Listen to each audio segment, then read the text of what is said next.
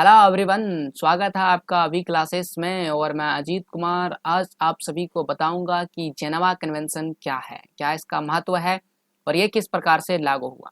हम सभी जानते हैं प्रथम विश्व युद्ध, द्वितीय विश्व युद्ध, वे सभी घटनाएं थे। एक ऐसी घटनाएं थी जिसमें मानव का क्रूरता, मानव के साथ बहुत ज़्यादा क्रूर व्यवहार किया गया और इसके चलते एक नई नीति अपनाई गई जिसके चलते मानव पर जो क्रूरता अपनाई जाती है उसे कम किया जाए। हालांकि यह विश्व युद्धों से भरा हुआ है, ऐसा नहीं है कि युद्ध जो है वह पूरी तरह से खत्म हो जाएगा। ऐसा कोई भविष्यवाणी हम नहीं कर सकते हैं। आने वाले समय में हो सकता है विभिन्न कारणों से युद्ध होगा, जैसे कि भविष्यवाणी हो चुकी है कि जल के लिए आने वाले समय में जिस प्रकार से हम जल का दुरुपयोग कर रहे हैं और जिस प्रकार से वातावरण को प्रदूषित कर रहे हैं, जिस प्रकार से वनस्पति जात और वन्य जात जीवों के साथ हम हनन कर रहे हैं, वैसे आने वाले समय में विभिन्न प्रकार के युद्ध की संभावनाएं हैं। तो ऐसे में जेनेवा कन्वेंशन एक ऐसी नीति है जिससे युद्ध के क्षति को कम करने के लिए बनाया गया है। तो आज आइए इस टॉपिक पर चर्चा करते हैं। विभिन्न प्रतियोगी परीक्षाओं और विभिन्न प्रकार के परीक्षाओं के लिए जेनेवा कन्वेंशन एक बहुत ही महत्वपूर्ण टॉपिक है। तो जेनेवा कन्वेंशन क्या है और इसमें क्या क्या बातें हमें पढ़ना होता है, प्रथम जेनेवा कन्वेंशन, दूसरा, तीसरा, चौथा, ये क्या होता है, हम ये सारी बातें इस वीडियो में समझेंगे। तो आइए वीडियो में आगे बढ़ते हैं और विभिन्न बातों को समझते हैं। जेनेवा कन्वेंशन, अगर आप जेनेवा कन्वेंशन से पूछें कि सर जेनेवा कन्वेंशन है क्या, तो मैं बोलूंगा कि युद्ध के दौरान, युद्ध जब होता है तो उस दौरान युद्ध बंदियों का मतलब एक ऐसा व्यक्ति, पहले हम लोग समझते हैं कि युद्ध किस प्रकार से होता है। देखिए, ये एक बॉर्डर है, मान के चलिए ये एक ए सेना है और दूसरी सेना बी है, तो इन दोनों के बीच में युद्ध होता है। और जैसा कि हम सभी जानते हैं कि आज आधुनिक युग है जिसमें गोली बारूद का प्रयोग किया जाता है, और ऐसे में मान के चलिए कि ए की सेना जो है वो जीत रही है, तो वो धीरे धीरे आगे की ओर बढ़ेगी और बी की सेना जो है वह पीछे की ओर बढ़ेगी। और इस प्रकार से हो सकता है बी सेना के कुछ व्यक्ति यहाँ पर मौजूद हो जो घायल अवस्था में हो, या फिर कह सकते हैं कि वो सहायता करने के लिए आया हो। ऐसे में हो सकता है कि ए सेना का कोई व्यक्ति इसे पकड़ ले और इसे बंदी बना ले, और ऐसे ही व्यक्ति को हम बोलते हैं युद्ध बंदी, जिसे प्रिजनर्स ऑफ वॉर भी कहा जाता है। तो युद्ध बंदी एक टॉपिक है जो आगे बहुत बार आएगा, इसलिए मैं आपको समझा दिया युद्ध बंदी।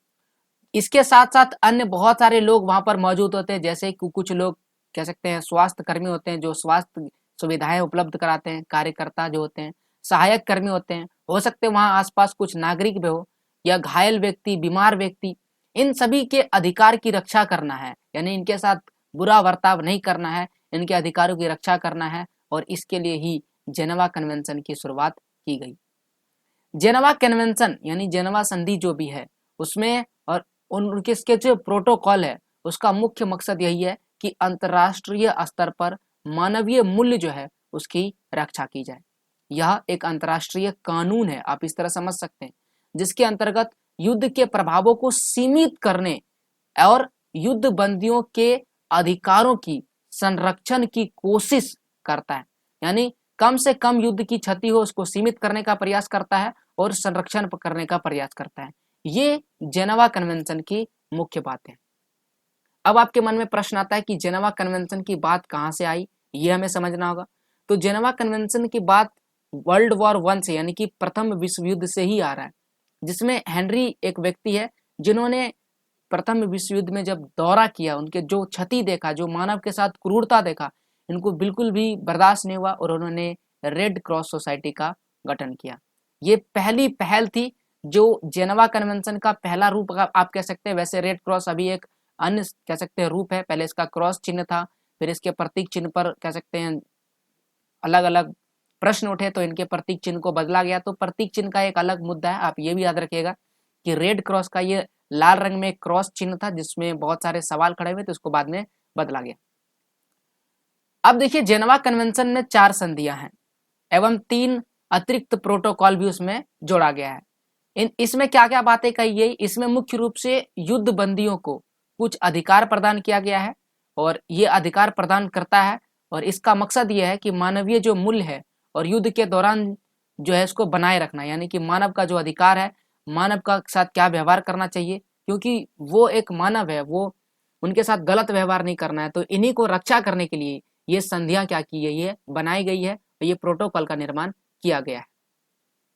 तो ये 4 संधियां क्या क्या है आइए देखते हैं। पहला, जिसे हम लोग बोलते हैं पहला कन्वेंशन। तो पहला जो है, इसमें बोला गया कि युद्ध के दौरान जो भी घायल है और जो बीमार सैनिक है उसकी सुरक्षा कर रहा है। ओके ना, उसको मारना नहीं है, उसको क्या करना है, सुरक्षा करना है। क्यों? क्योंकि अब जो घायल हो गया है उससे आपको क्या खतरा है, उससे कोई खतरा तो है नहीं आपको, क्योंकि वो घायल हो गया, अब वो आपको कुछ नहीं कर सकता है। जो बीमार है वो भी आपको कोई क्षति नहीं पहुंचा सकता है, तो आप इसे क्यों मार रहे हैं? और ये आपका हो गया, ये अब आपके साथ है, अब आपको मार नहीं सकता है, तो आप इसका इलाज करवा दीजिए और आप इसे कह सकते हैं बंदी बना के रख लीजिए, परंतु इसका इलाज तो करवा दीजिए। ये पहला का बात कहा गया। अगला लिखा है चिकित्सा कर्मी जो है धार्मिक लोगों और चिकित्सा परिवहन की सुरक्षा करना चाहिए, यानी कि जो धार्मिक लोग हैं, जो चिकित्सा जो कर रहा है, यानी कि जो मेडिकल कह सकते हैं फोर्स है, जो दवाइयां दे रहा है या उसके इलाज कर रहा है, उनका सुरक्षा करना है। ये कहा गया था पहला जेनेवा कन्वेंशन में, जो कब हुआ था, 1864 में। फिर देखिए, ये इतनी बातें तो कह सकते हैं काफी नहीं है, इसके अलावा अन्य बातें भी जोड़ना जरूरी था। धीरे धीरे होता है ना कि जैसे जैसे बातें आगे बढ़ती है वैसे वैसे हमें नई नई चीजों की जरूरत होती है। अब दूसरा जेनेवा कन्वेंशन होता है 1906 में।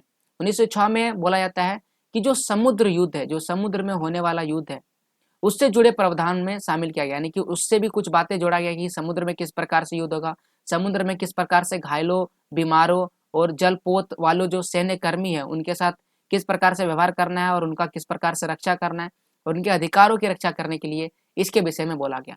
तो 2 कन्वेंशन हुआ।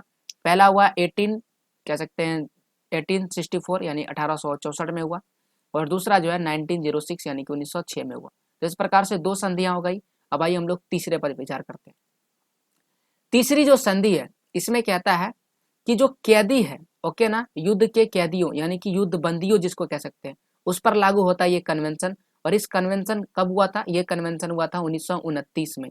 पहला हुआ 1864 में यानी कि 1864 में, दूसरा हुआ 1906 में, ये आप क्रम याद रखिएगा, और तीसरा 1929, और चौथा कब हुआ था? 1949। ये आप बता दिया, आगे भी पढ़ाएंगे इसको। तो इस प्रकार से युद्ध बंदियों में लागू होता है। तो कहता है कि कैद की स्थिति किस प्रकार से होगी, कहाँ उसको रखा जाएगा, किस प्रकार से स्थान होगा, इसके विषय में परिभाषित करता है, इसकी परिभाषा देता है। ऐसा नहीं कि आप उसे कैद कर लिए हैं, आपका वो कह सकते हैं दुश्मन है तो आप उसे गलत जगह पर रख रहे हैं, उसको खराब परिस्थिति में रख रहे हैं, वैसा नहीं है। युद्ध बंदियों के श्रम यानी कि वो क्या काम करेगा, उसकी वित्तीय संसाधन क्या होंगे, इन सभी चीजों के जिक्र किया गया है। उनको किस प्रकार से राहत मिलेगा, न्यायिक कार्रवाई, क्या उसको न्याय मिलेगा नहीं मिलेगा, इसके संबंध में व्यवस्था किया गया, क्योंकि उसको कभी ना कभी न्याय तो देना ही पड़ेगा। युद्ध बंदी को बिना देरी किए रिहा करने का प्रावधान किया गया, यानी कि जब युद्ध खत्म हो जाएगा, अब युद्ध खत्म होने के बाद युद्ध बंदी को आप रख नहीं सकते, इसलिए बिना देरी किए आपको क्या करना है, युद्ध बंदी को छोड़ना है, उसके देश वापस उसे पहुंचा देना है। ये कहा गया है तीसरे जेनेवा कन्वेंशन में। अब चौथा क्यों लगाया गया? तो चौथा जो जेनेवा कन्वेंशन है वह 1949 में आया।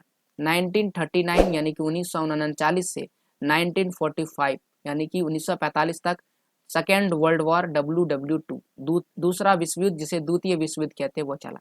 इसमें जो क्षति हुआ, हिरोशिमा और नागासाकी पर परमाणु बम गिराया गया अमेरिका द्वारा, जिससे बहुत ज्यादा क्षति हुआ, मानवीय क्षति बहुत ज्यादा हो गई। जैसा कि हम लोग पहले ही वर्ल्ड वॉर 1 के बाद ही ये बात हो चुका था कि अगर कभी युद्ध होता है तो हमें जो नागरिक है उसे निशाना नहीं बनाना जाना चाहिए, और इसमें नागरिकों को सबसे ज्यादा निशाना बनाया गया, जानबूझ के या गलती से ये हम कह नहीं सकते हैं, लेकिन नागरिकों को सबसे ज्यादा क्षति पहुंचा। तो इसके लिए एक नया कन्वेंशन हुआ 1949 में, तीसरा जेनेवा कन्वेंशन, और इसमें नियम और कानून में संशोधन किया गया। क्योंकि जैसा कि मैंने आपको बताया कि नागरिकों का संरक्षण नहीं हो पाया, इसीलिए आप बोला कि युद्ध वाले क्षेत्र के साथ साथ नागरिकों का संरक्षण करना अहम मुद्दा बन गया। युद्ध बंदियों के युद्धकालीन बुनियादी जो अधिकार है उनकी परिभाषा किया गया कि क्या उनको अधिकार मिलना चाहिए, क्या क्या अधिकार दिया जाता है और उनके अधिकार को किस प्रकार से संरक्षित करना है। नागरिकों और सैन्य अधिकार जो है उसको शामिल किया गया है। नागरिकों और घायलों, जो घायल हो गया, उनकी सुरक्षा की व्यवस्था की गई है। इसको किसमें बोला गया है? जेनेवा कन्वेंशन जो 4 है, चौथा है, उसमें बोला गया 1945 में कि नागरिक के साथ क्या व्यवहार करना है और जो घायल है उसके साथ क्या व्यवहार करना है, उसको किस प्रकार से सुरक्षा प्रदान करना है, इसके विषय में बात कही गई। तो इस प्रकार से हमने 4 संधियां जो जेनेवा कन्वेंशन में हुआ था उसके विषय में पढ़ लिया। एक बार मैं आपको रिपीट कर देता हूँ, आप इसे जरूर देखिएगा। आपको लिखने की जरूरत नहीं है, अगर आप लिख रहे हैं तो मैं आपको बता देता हूँ। इसका मैं PDF प्रोवाइड करूंगा जो आपको अभी क्लासेस के टेलीग्राम चैनल पर मिल जाएगा, जिसका नाम अभी क्लासेस है, ABHICLASSES क्लासेस। ओके, ये जानकारी था। चलिए तो आगे बढ़ते हैं। तो पहला जो हुआ था कब हुआ था? 1864, दूसरा 1906, तीसरा 1929 और चौथा 1945। ये क्रम अगर आपको याद हो जाएगा तो बाकी बातें भी क्या हो जाएगा, याद हो जाएगा।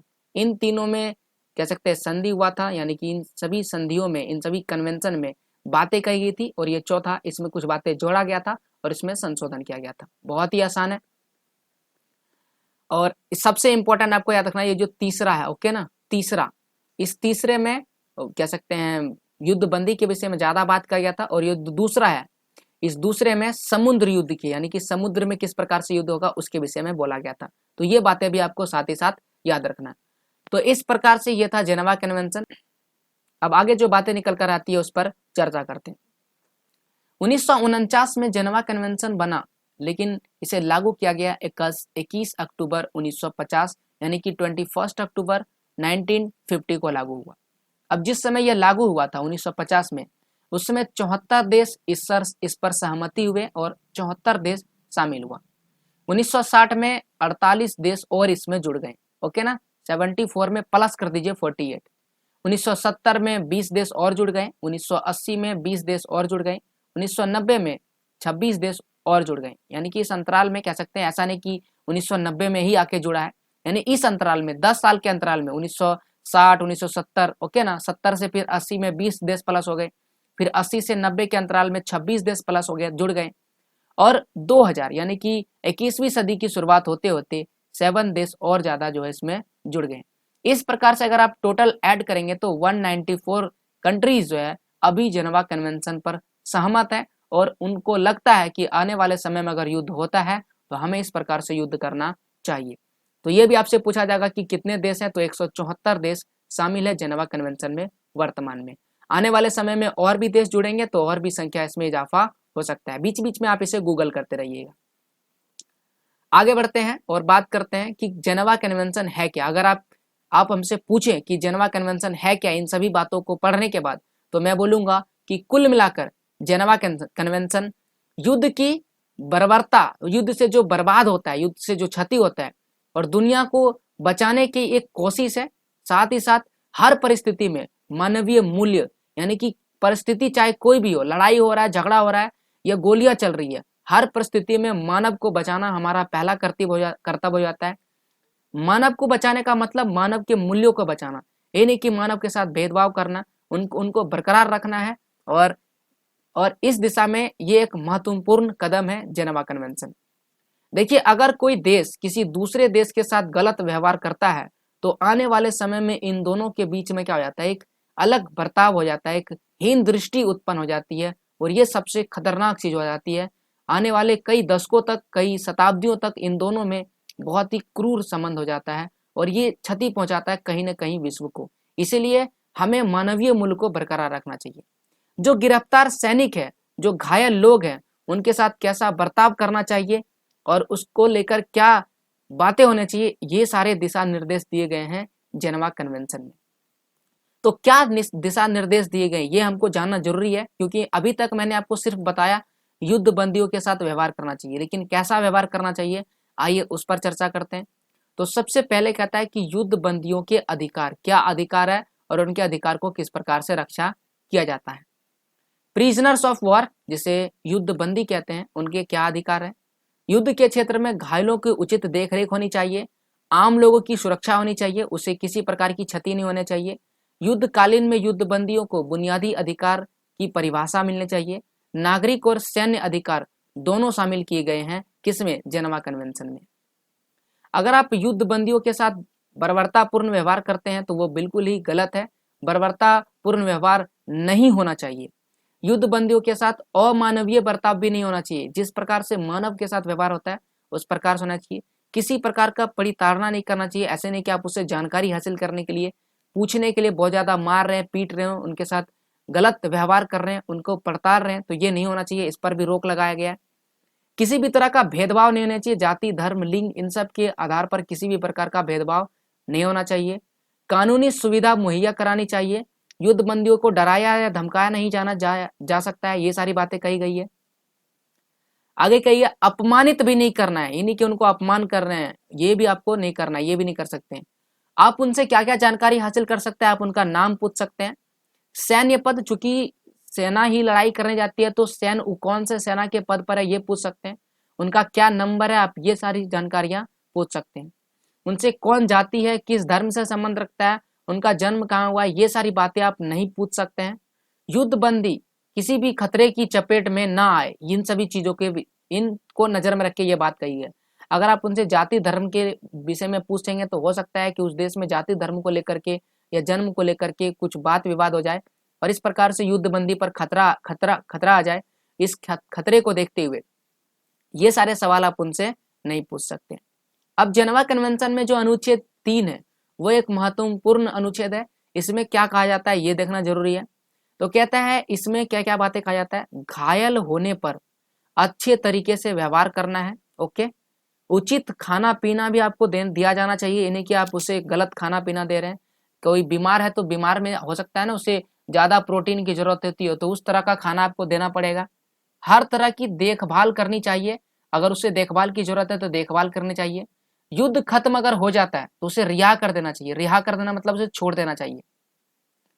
जनमानस के बीच किसी तरह की उत्सुकता पैदा करने से मनाही है, यानी कि ऐसा नहीं कि लोगों में उत्सुकता उत्पन्न कर दे, वैसी बातें नहीं होना चाहिए। लोग उपद्रव नहीं करें, लड़ाई झगड़ा नहीं करें, ये सारी बातें भी ख्याल में रखना है। युद्ध बंदियों को लेकर जन भावना भड़काने जैसी बातें भी नहीं होना चाहिए कि इसे मारो पीटो, अलग अलग बातें हो जाती है, ये सारी बातें भी नहीं उत्पन्न होनी चाहिए। अब युद्ध बंदी को लौटाने का एक तरीका है कि अगर आप युद्ध बंदी को डायरेक्ट किसी देश को नहीं लौटा सकते हैं तो आप उसे रेड क्रॉस को दे दीजिए। जैसा कि मैंने बताया रेड क्रॉस की स्थापना हुई है। रेड क्रॉस क्या करेगा, उसे उस देश को वापस कर देगा जिस देश का वो सैनिक है या नागरिक है। तो ये क्या है, ये एक तरीका है उसे वापस करने का। तो यहाँ पर मैंने आपको जेनेवा कन्वेंशन के विषय में बताया, जो भी इंपॉर्टेंट बातें था। उम्मीद करते हैं कि आप जेनेवा कन्वेंशन को बेहतर तरीके से समझ गए होंगे। एक बेहतर वीडियो लाने का प्रयास था मेरा, और एक बेहतर वीडियो लाएं। आप जरूर कमेंट करके बताएं कि आपको पूरा वीडियो कैसा लगा। इसका पीडीएफ जैसा कि मैंने आपको बताया टेलीग्राम में मिल जाएगा और वहां से आप इसे प्राप्त कर सकते हैं। टेलीग्राम में चैनल है अभी क्लासेस, जैसा कि यहाँ पर लोगो आपको दिख रहा है वैसा ही लोगो वहां पर दिखाई देगा।